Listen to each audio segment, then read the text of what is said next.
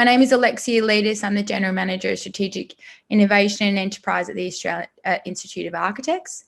I'd like to thank you for joining us today. Today's an interesting session in the Lean In. We have Alicia Brown, who's the founder and director of New Doors. Alicia calls herself a marketing strategist, but I don't believe that's the case. She's a business strategist. She thinks end-to-end in what's going to help a business achieve their outcomes. And marketing is one of the tools that she utilises to help a business get to achieving their goals. Today, she's going to talk to us about winning work in overseas markets. And Alicia's a fantastic person for us to be learning from because of her strategic thinking, but also the way that she can take a concept from a strategic level and then narrow down on the tactics that are going to help you get the outcomes you're looking to achieve. I'd like to highlight that while we focused on in overseas markets, Alicia and I had a chat last week and we realised all of the lessons from this are completely relevant in when you're looking at doing business interstate and doing business locally. So they're transferable lessons about business development and business strategy and approaching new markets, or just approaching business in general. So it's a great refresher for people that just want to rethink how they're approaching new business or would like to expand into overseas markets. There are definitely some different tactics and considerations when you're moving into overseas markets, but as I mentioned before, they're transferable lessons. Before I hand over to Alicia to give today's presentation, I'd just like to remind everybody that we launched our latest member service yesterday, Communities, which is a instant 24-hour opportunity for members to connect, learn from each other, share information. The space is new, launched just yesterday. All of your login details for our members were sent. You've got an email in your inbox from our CEO, Julia. Please jump in, have a chat, connect with each other. There's a lot of exciting things to come in that space. There's some new developments happening in the next few months, and there's also information about those developments and an opportunity for you to provide feedback within member community portal. So please take us up on that new opportunity and engage in the space. I'm going to hand over to Alicia for today's presentation in just a moment. But before I do, I want to remind you that we'll be running the Lean In exactly the same fashion as how we usually do. As Alicia's presenting, please pop your questions into the chat box. And once we're done, I'll facilitate a Q&A with Alicia. Alicia is one of the most comfortable people for you to get under the hood about what you're trying to achieve. You can throw a concept out there and ask questions, and she makes everybody feel comfortable to talk through ideas. So don't feel shy to ask questions. She has a lot of insight, which I feel we're very privileged to be able to tap into today. Okay, thank you very much. I'm going to hand over to Alicia. Thanks for that intro, Lexi. I'll just get my slides happening. Okay, planning to win work in overseas markets. So I have around 18 years experience assisting architects with marketing and business development. I started my career in-house at Woods Bagot in their Perth studio and eventually took on a couple of roles in their Melbourne studio. And subsequent to that, I've spent 10 years as a freelance marketing consultant. So I've worked with architects and developers and other suppliers in the built environment. And early next year, I'll be launching my business New Doors as an agency, specialising in working with businesses involved in the built environment industry. Because we're launching, we don't quite have a website up yet, just a coming soon page, but I've provided a link there to my LinkedIn profile in case you'd like to get in touch. Now, before we get stuck into the content, I want to encourage all of you to work on being the guy on the right-hand side of this cartoon. That's a guy who is strategic, who's done his research and some planning, and is really prepared for his foray into a new market. The guy on the right might be opportunistic, might be flying by the seat of his pants, and that's fine, but the presentation I'm going to run through today gives you a framework to allow you to be a little more thoughtful and strategic if you are being opportunistic. But yeah, there's a lot of data out there to show that exporters are a lot more successful if they take a strategic approach. There's a lot of pitfalls that you can come across when working in overseas markets. So it's even more important that you're well researched and prepared in that context.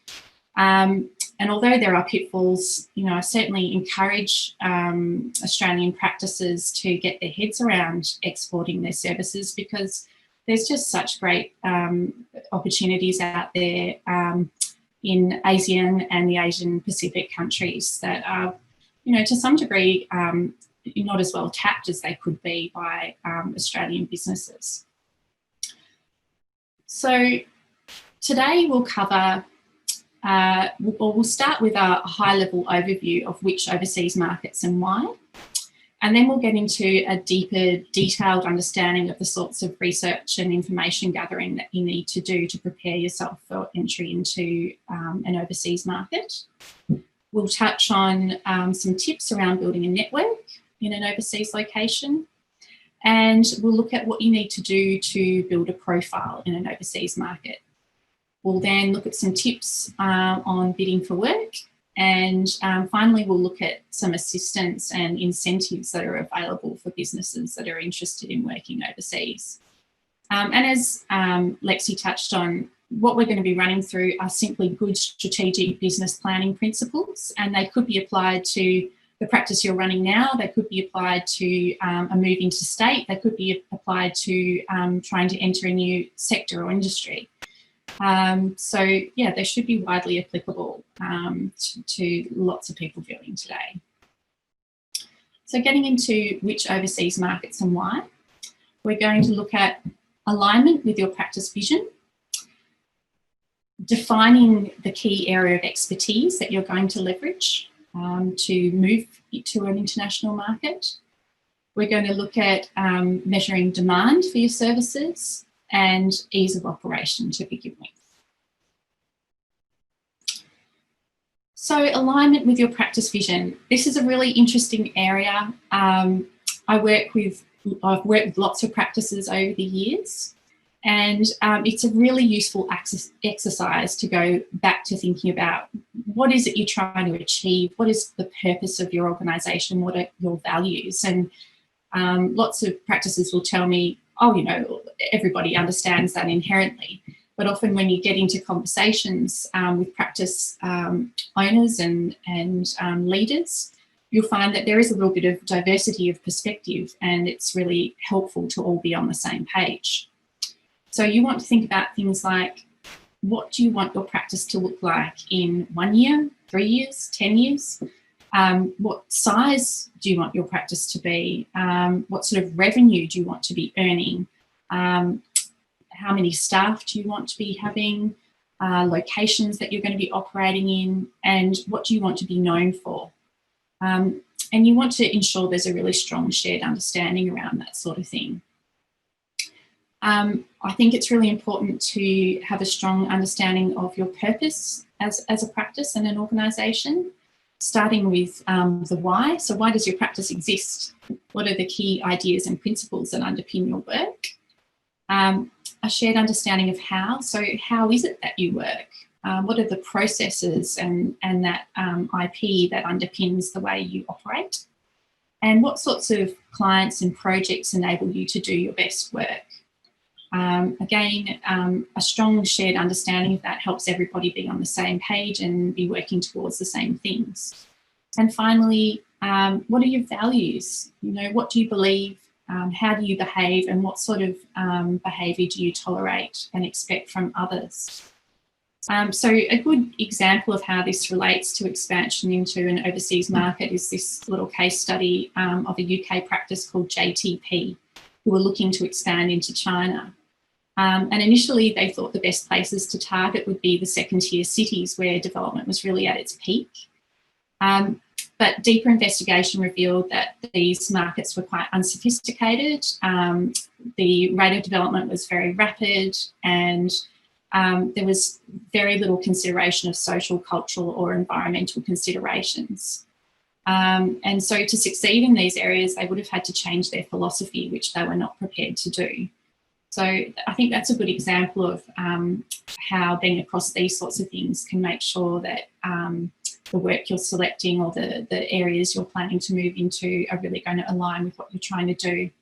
And I've provided a link there to the full case study, which is actually from the Royal Institute of British Architects document on moving into overseas markets, which is another really good resource.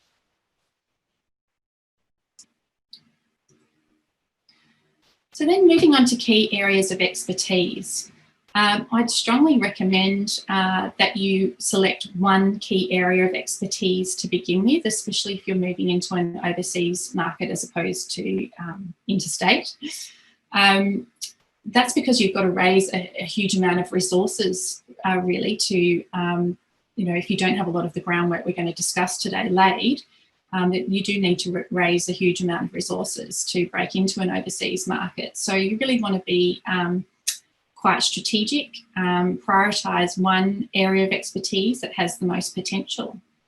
And you need to think about things like, is this expertise well demonstrated in your Australian portfolio? Have you captured all the relevant projects? Are the relevant processes and knowledge captured? And into what sectors can your expertise be leveraged? You obviously want to think about demand for your services, and you want to think about where the information about demand is coming from. Are your perceptions of good business opportunities based on anecdotes, media reports, the work of other practices, data, encouragement from clients? It could be a mixture of these things, but you really want to make sure you qualify that there is demand, again, because you're going to be raising a fair amount of resources to make an expansion into a new market happen. And you also want to understand where on the demand curve demand sits. So if the new location is sitting on the cusp of growth in the area of expertise that you have, that's a really great opportunity because there's probably not going to be a huge amount of competitors established. So you've got a chance to get your foot into the market really early. If you're moving into a market where it's in growth, you're probably going to have some other competitors, but they probably won't be hugely well established. And if you're moving into a mature market, there's probably going to be very set ways of doing things and very well-established competitors. And that shouldn't necessarily discourage you, but you just need to be really aware of what your point of difference is in order to be competitive in that sort of scenario. And finally, ease of operation. And this comes back to having a shared vision, especially amongst your leadership team. You need to think about how your services will be delivered. Will it be a cross-border scenario where you're using telecommunications and regular travel? Or are you going to be setting up some kind of commercial presence within the location that you're aiming to win work in? And there's lots of different structures you can go for in doing that. And how does delivery in the relevant locations align with your resourcing and capacity? Are the people that are going to need to contribute to these projects on board with working overseas, with travelling perhaps, with being available at strange times of the day for teleconferences and those sorts of things?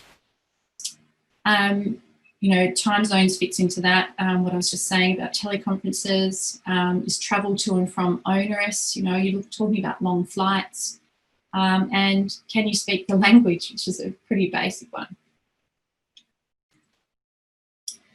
We'll now move into that deeper dive around understanding overseas markets.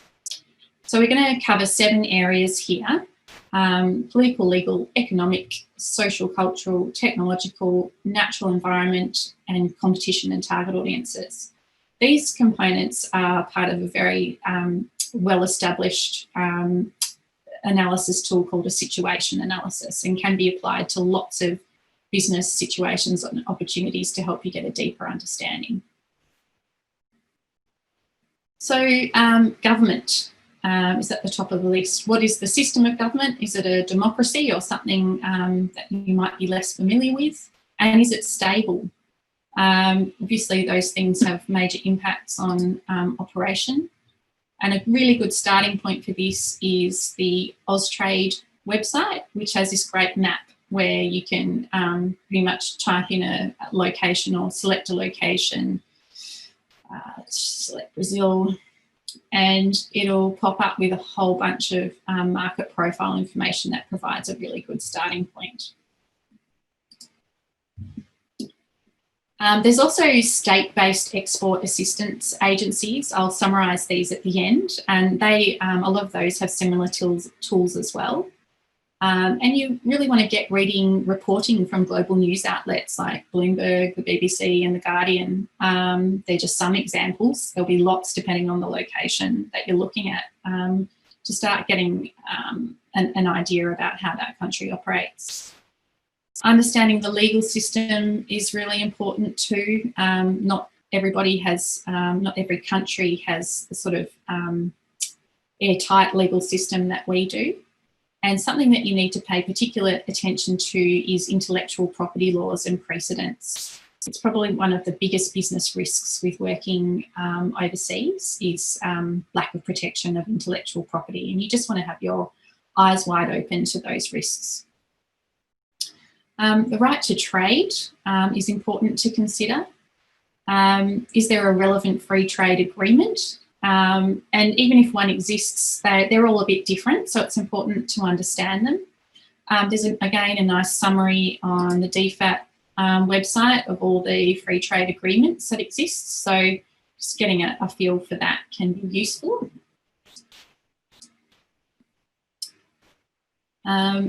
And then I'll give you a bit of an example here of how right to trade can affect where you might decide to operate. So this case study is of Drew Anderson from Topo Design Studio.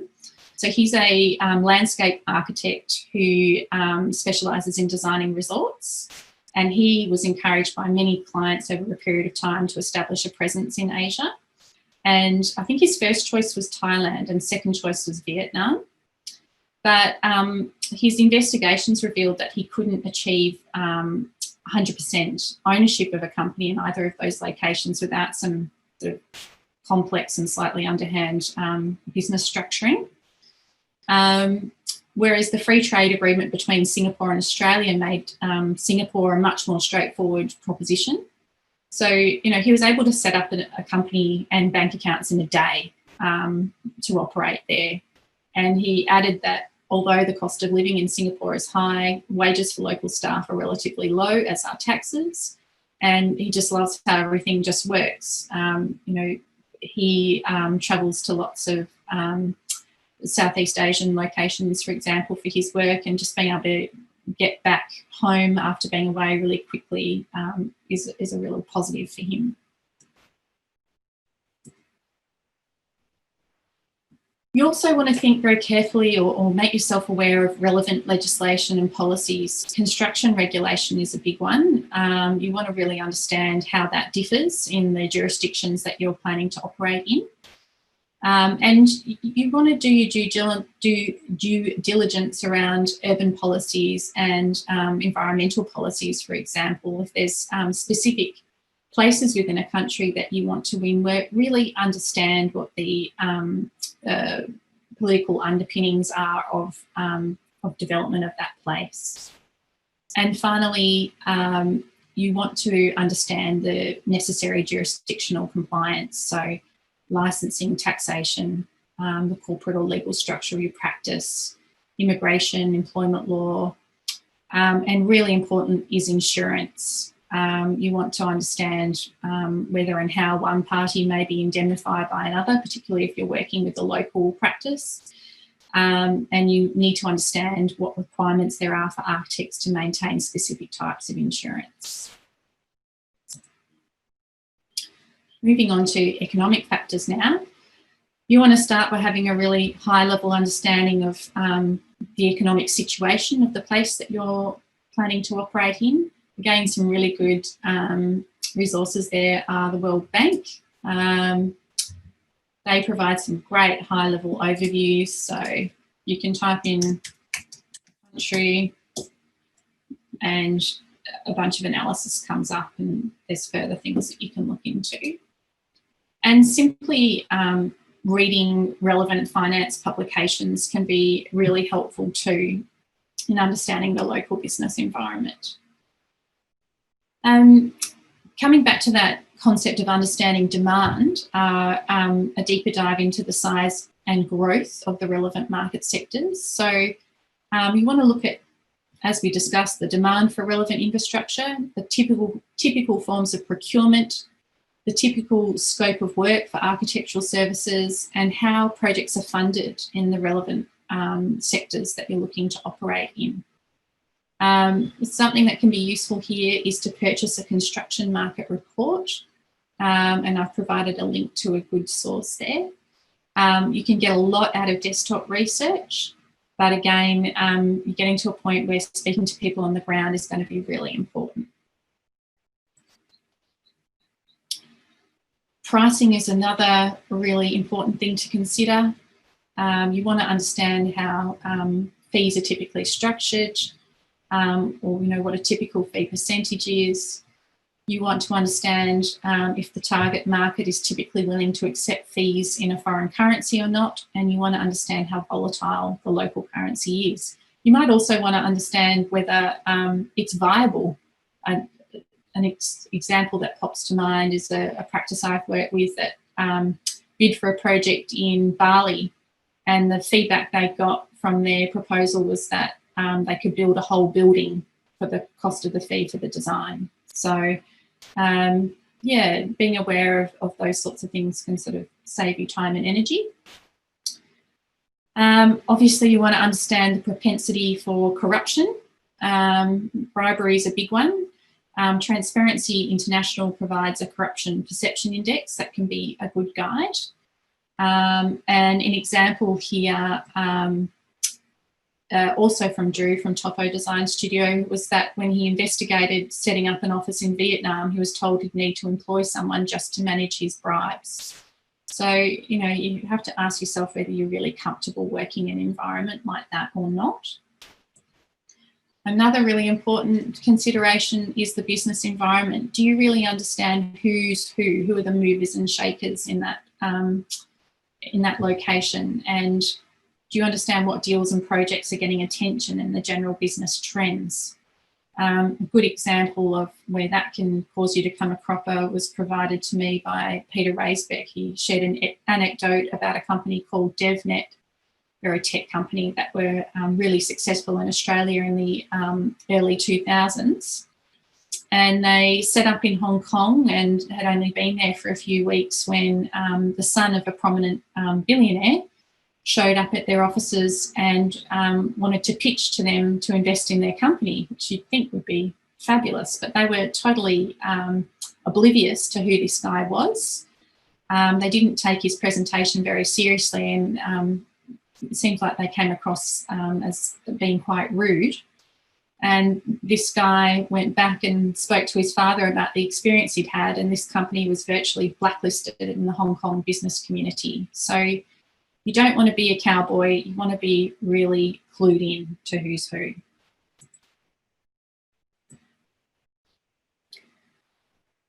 Social and cultural aspects are something I think that come to mind straight away when people think about working in overseas markets.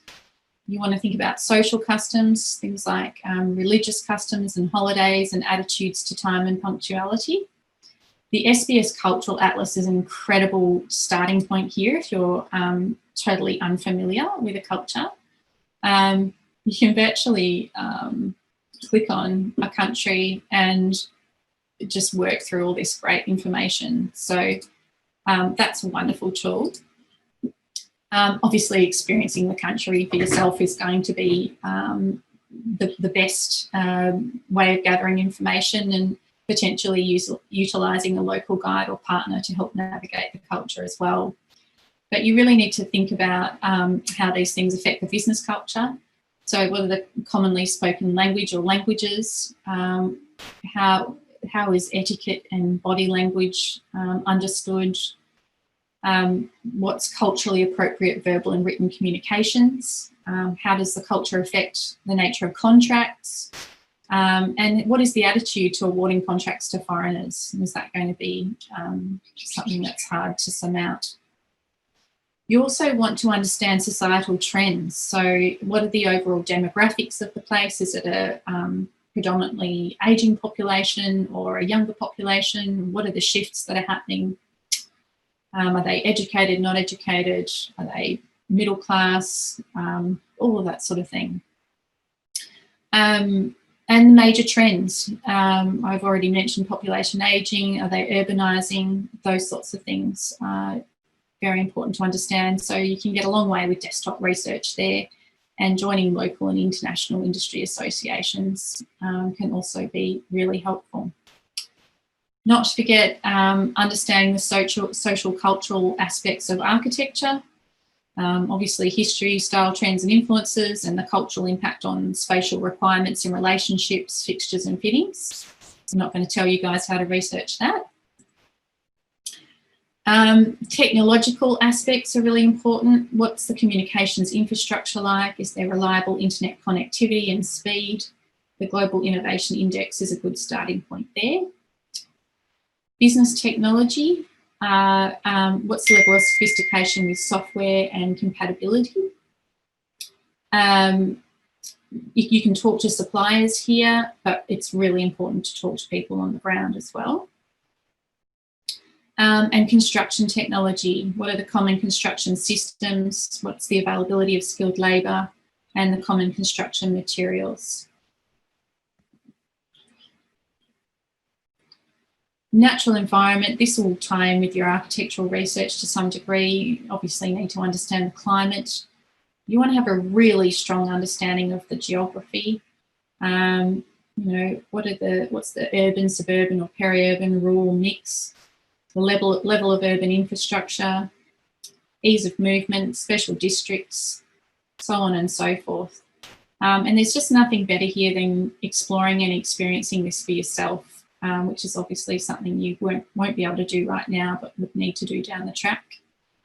And it's, again, really important here to be across any high-level strategic or policy material on long-term planning. You obviously want to understand the topography and geology, especially with regard to particular structural challenges and protocols. And natural disaster and risk mitigation is another really important one. Things around tsunami, earthquake, fire, security. And I'll give you an example later on of where you can really come a cropper on these things. So the help of a local representative or affiliate practice is really invaluable for that. So moving on to competition, what I'm giving you here is a framework for assessing your competition. So you want to understand who's local and who's international that's competing in the space you're looking to get into. What's their knowledge and expertise, the depth and breadth of their portfolio, the extent of their local presence, the depth and breadth of their established relationships and network, and their key personnel, both local and international. And you'll probably find that there's some practices that seem really impressive, but when you get down to it, they had a key person that left 5 years ago that's no longer there. So yeah, it can be really useful to look into this stuff, and this comes in really handy when we get to looking at how to raise your profile and developing a marketing strategy and differentiating your practice against its competitors. And then your target audience. So this is a deep dive into understanding your potential clients. So who are the decision makers, who are they influenced by, and who are their users? And what are the demographic and psychographic characteristics of each? What are their needs, their pain points? And the pain points are usually great market opportunities. What do their networks comprise of? Who have they worked with before? And really importantly, what are their competitive environments? So who are your potential clients competing against? You know, how are they trying to carve out a point of difference? It can be really important to helping them, or when you're pitching to them, talking to them about how you can help them meet their business objectives. And define the value that they're aiming to provide. So again, this can be a really good guide when you get to the point of networking to sort of give you ideas about how you can connect with them and understand their business. Okay, let's move on to building a network in overseas markets. We're going to talk about how and who. You'll probably be surprised at the degree to which you can leverage your existing network, your own or your family's cultural connections, for example, your staff's networks or cultural connections, your business relationships with clients and perhaps other service providers. Sub-consultants are an obvious one here. There'll probably be many that maybe even came from a foreign location, or they have offices that are located in foreign locations, and they'll be quite open about sharing information with you. Colleagues, past and present, can also be useful. I think it's really important to leverage membership organisations as well. You can join or reach out to overseas architecture industry associations, and you can join relevant international industry sector associations. So you're probably already aware of some global organisations in different market sectors that you operate in. When I checked with Lexi, she said the AIA can facilitate introductions to overseas practices at the annual Biennale as well. And obviously attending global and local industry events is going to be really important. And by local, I mean local to the location that you're planning to operate in. Who? So you probably want to start with building relationships with either a local affiliate practice, a local representative practice, or delivery partners, or sorry, a local delivery partner or a local representative that is directly employed by your business. You want to start, presenting your credentials to these people, discussing your vision and strategy, testing the ease of rapport building, and moving towards formalising partnerships. I think it's much more productive to have those sorts of partnerships in place before you move on to other types of business relationships, like those with local sub-consultants or contractors. And you want to have a really strong idea of how you're going to operate before you're going to be talking to local advisors and business service providers. And something important to remember is if you're looking to expand overseas, who could you work with from Australia that's already in your network? And, are there opportunities to work jointly towards developing opportunities in overseas markets? Can you provide each other with a point of difference? And then finally, you'd want to start building relationships with clients. I know it won't necessarily always work in such a linear fashion. I'm working from the point of somebody who's totally naive about a new market here. But that seems to be a logical order. And I think once you have your partnerships in place, that's a much stronger position to work from in terms of presenting your credentials to clients and starting to learn about their businesses. So building a profile in overseas markets. When I put this part of the presentation together, I thought, gee, there's lots of practices that don't even engage in this for their current practice location. So, there's something here for everybody. But there's three things that a good marketing communication strategy should have. There's the strategy itself. There's a plan, so exactly what's going to be executed and when. And then there's regular check-ins with the people that are actually undertaking the business development activities to ensure that your marketing activities continue to pivot around those opportunities.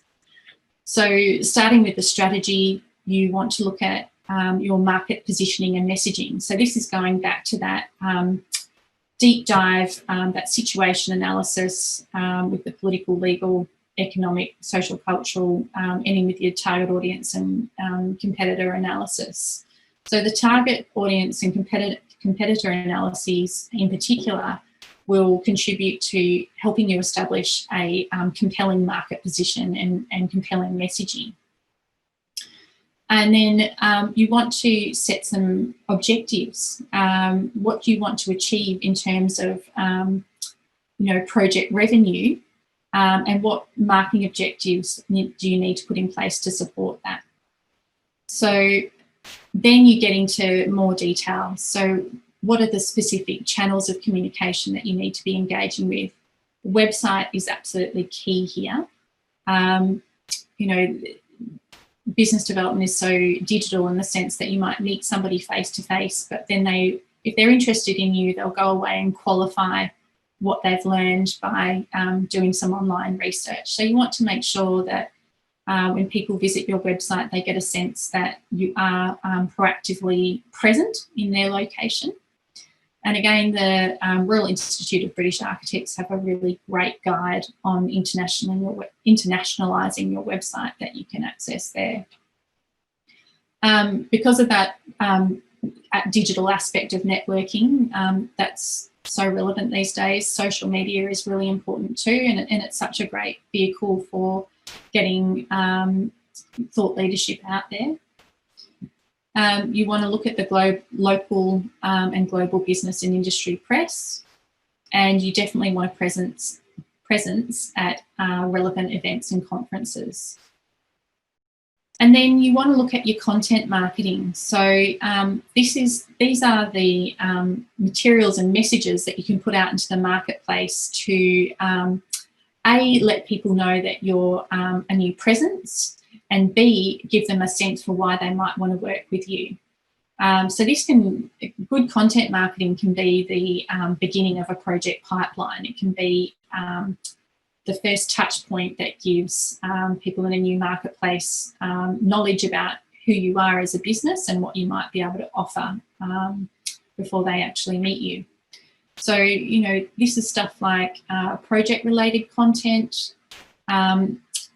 you know, project descriptions and interviews with clients and awards you might have won, and anything, you know, any smarts related to projects and how you've solved clients' problems.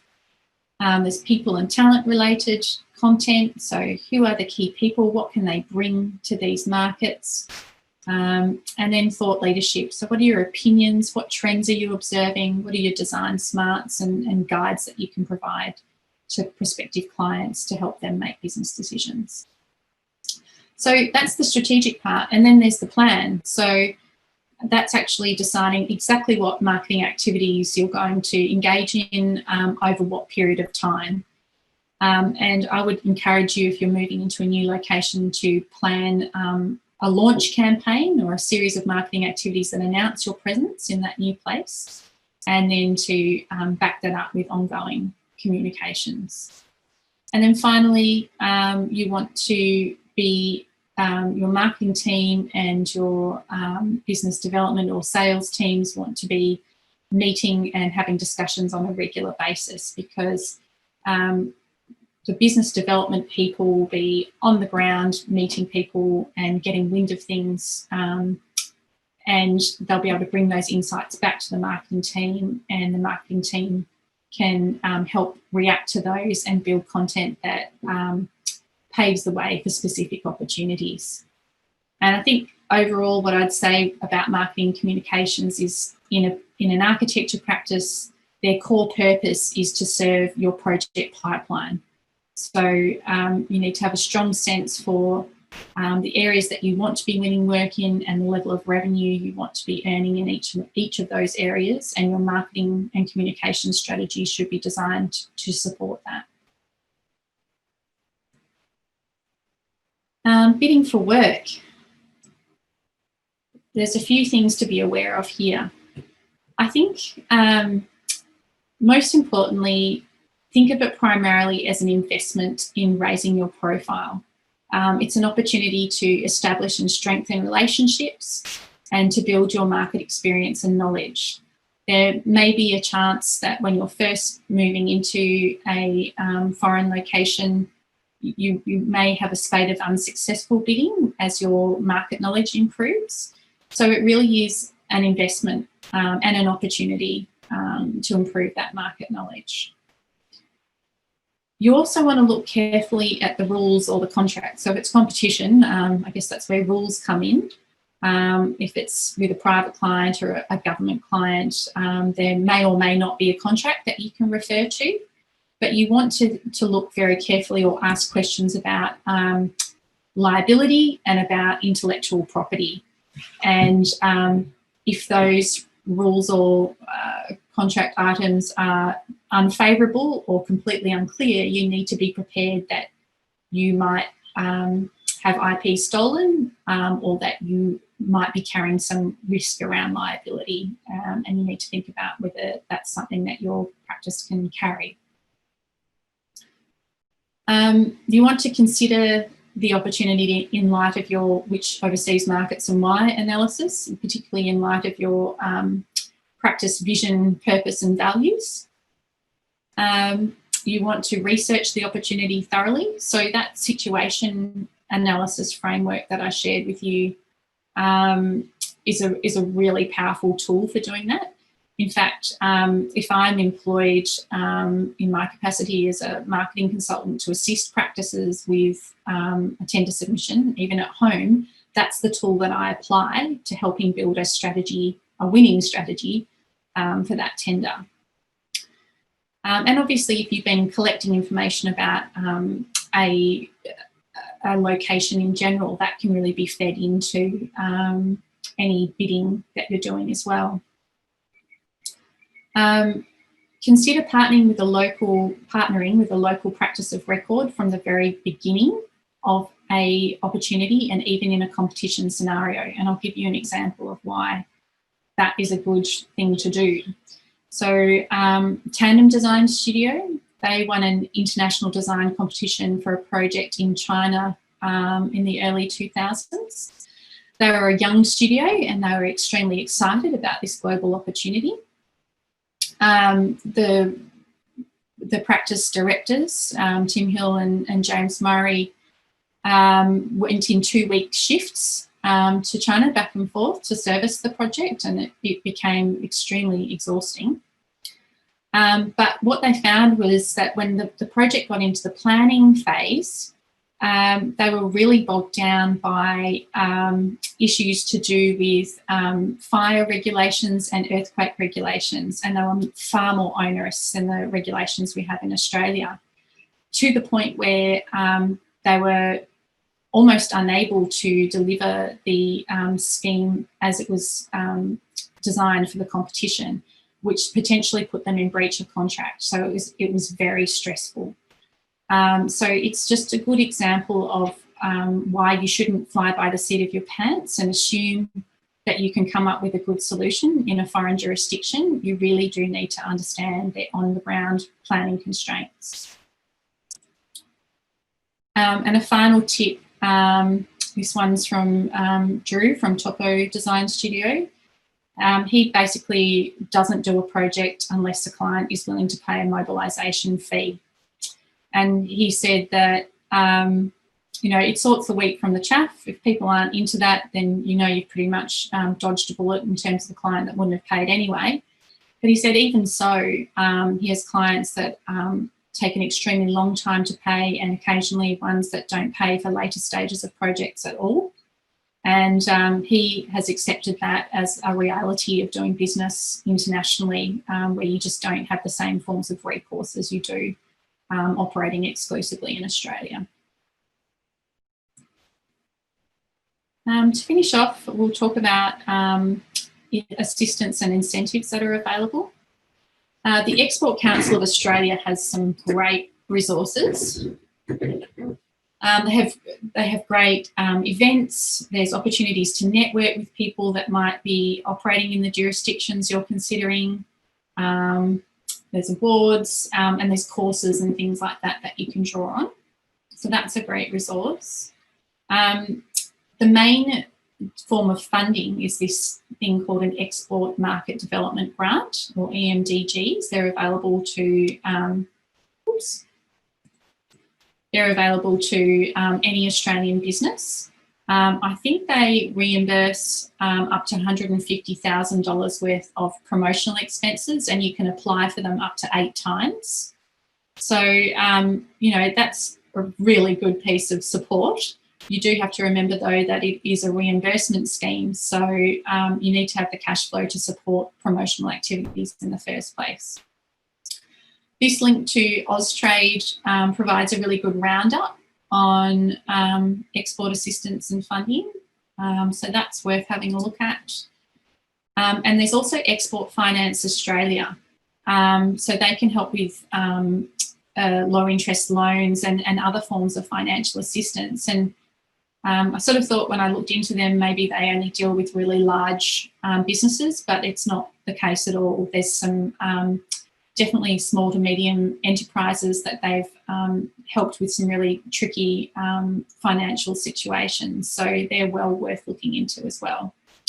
I've done a roundup here of all the state-based grants and assistance programs. The states I've left off, states and territories I've left off, didn't have anything specific that I could find.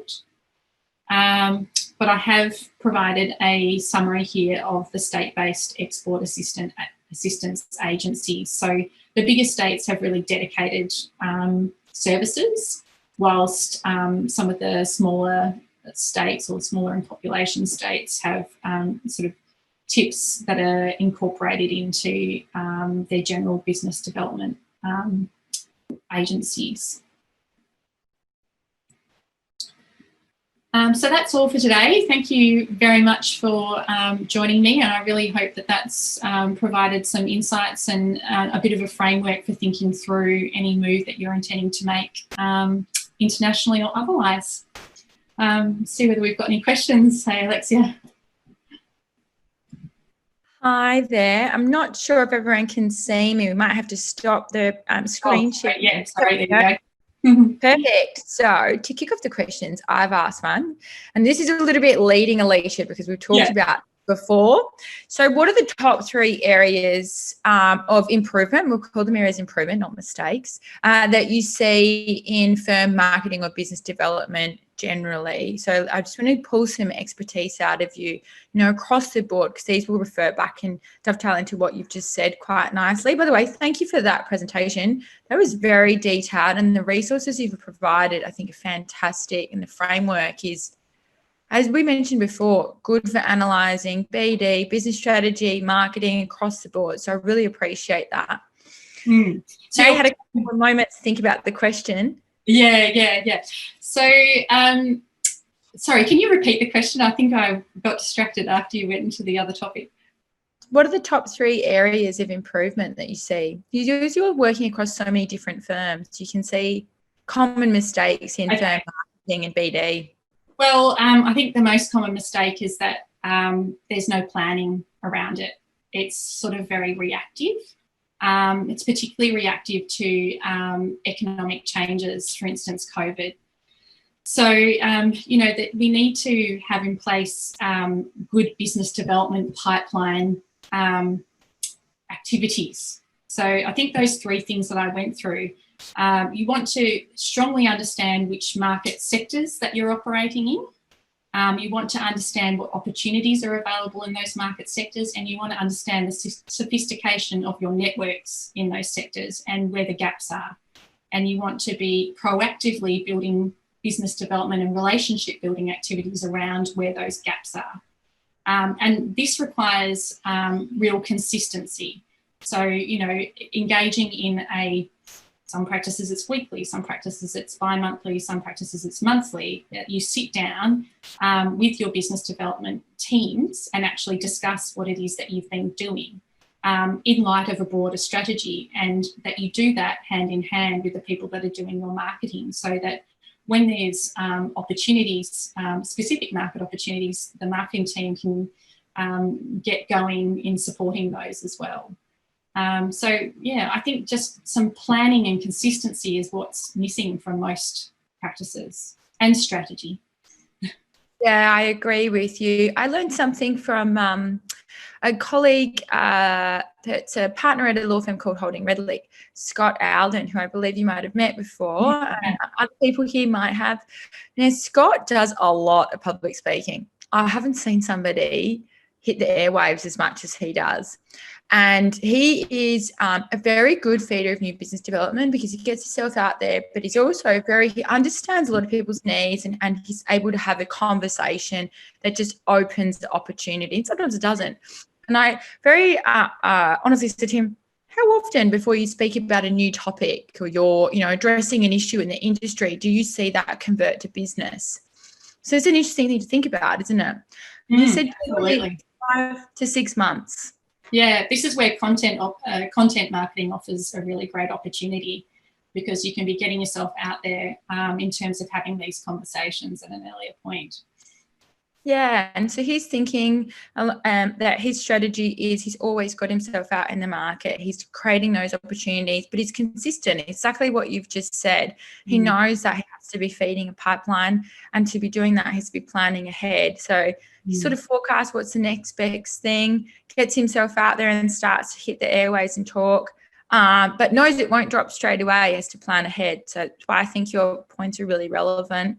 One thing I would like to just highlight that has been a question from Annalise is, will the presentation be available? And yes, presentation will be distributed to everyone. I wanted to quickly say that. The next thing we need to go to is a question from Victor Young. I've heard EMDG is about to change to a competitive system for applicants, not reimbursement. So this is a comment, but Alicia, you might like to reply. Oh, I'm not aware of that. I'm sorry. That everything I read talked about reimbursement, but yeah, I'll have a look into that, and I could always update the presentation. Thanks. We'll come back to everybody on that. Do we have any other questions today? Some comments. Comment. Thank you for the great presentation. Do you see international competitions? This is a very good question. Thank you, Bruce Fang. Do you see international competitions as a good way to tap into the international market? And do you see any potential challenges with this approach? I think they're a great opportunity, and potentially if the MDG is a viable option, you could probably be reimbursed for the effort that you put into them as a form of promotion. So that's something I haven't heard a lot of practices looking into, but I think they can build a portfolio that shows that you can adapt to international opportunities. They can help you build your understanding of an international market. But obviously there are some risks, as my case study example illustrated. So I'd reinforce that message around working with a local delivery partner, even in a competition scenario, because you don't want to win that competition and then find yourself in a really difficult position in terms of trying to deliver your scheme. Thank you for that. I really appreciate the answer, and great question, Bruce.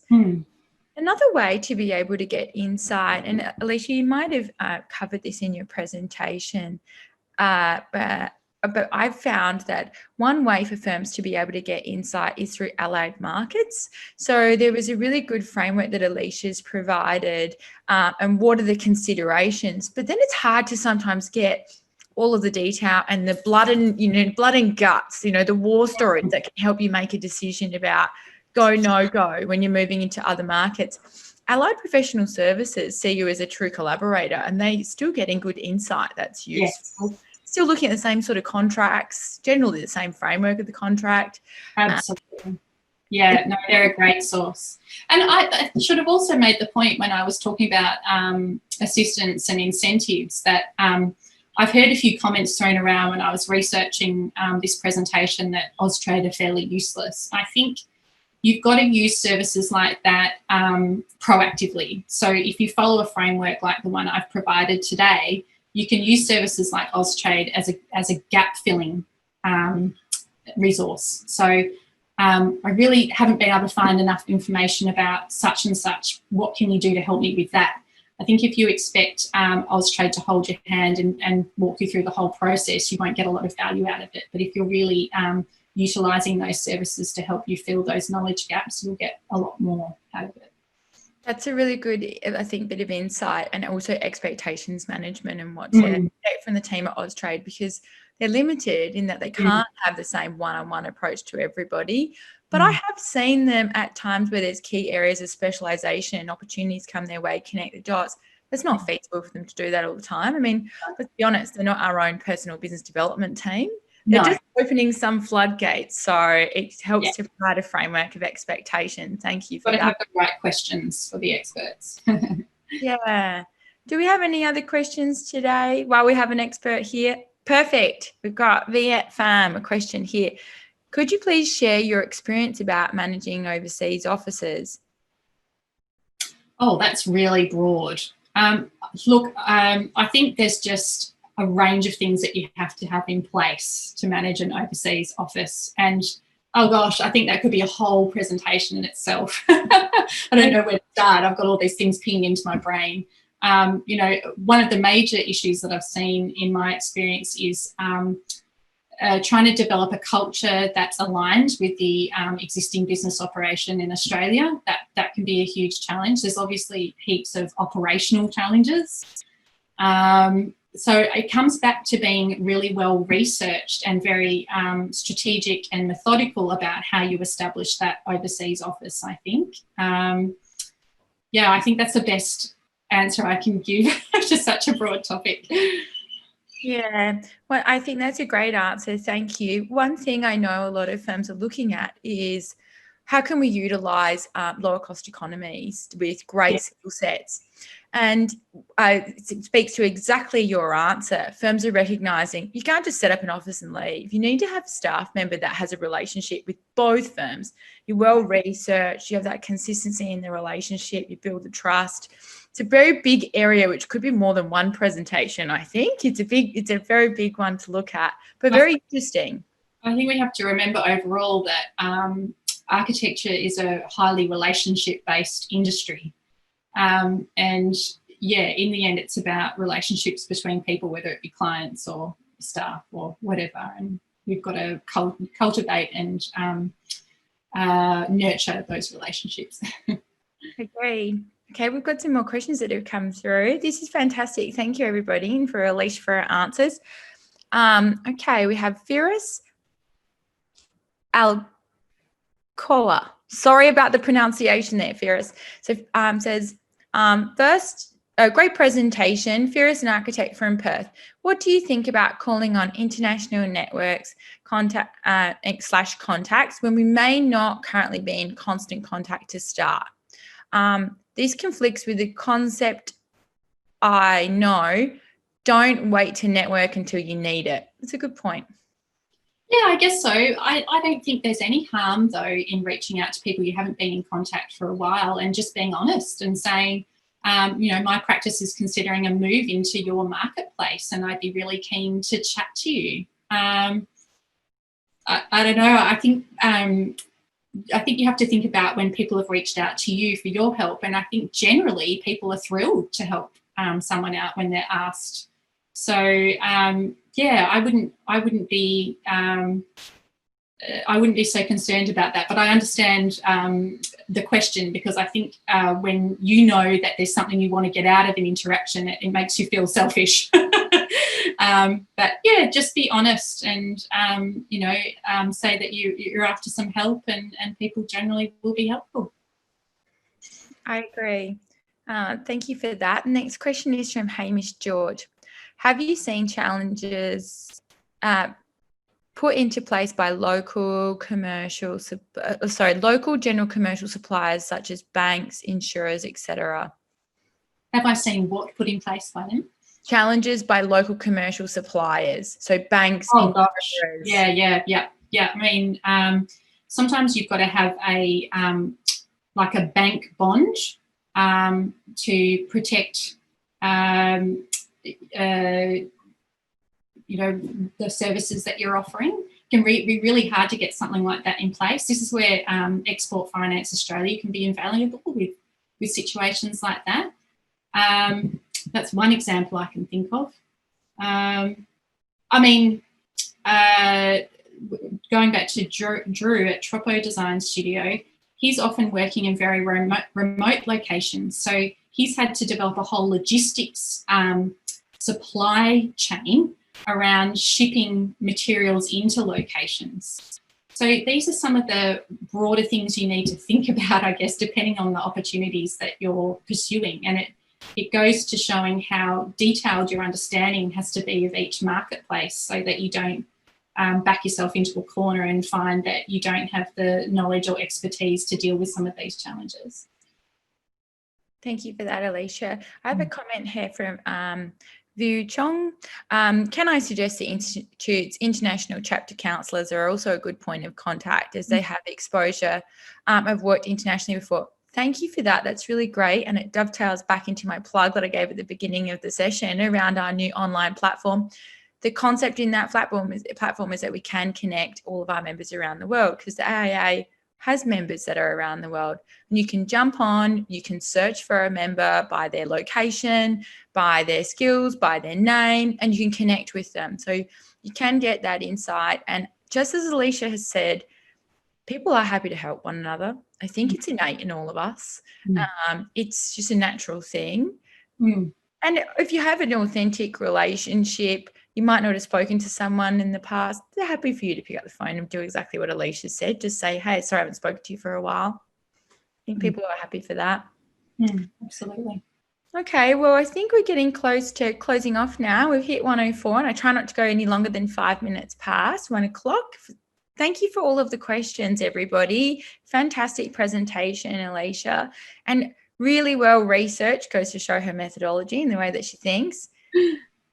Casey's just said, thank you for a great presentation. So people are... Thanks for the feedback, everybody. And I've provided my contact details on the presentation. So if you think of anything else, don't hesitate to get in touch.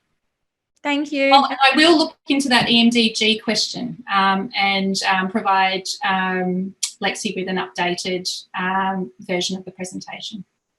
So we'll get that out. Usually we get it out straight after the session. Will be a little bit of a delay, so we can come back to you on that. Thank you, Alicia. Thank you, everyone. All right. Thanks, guys. Bye. Bye.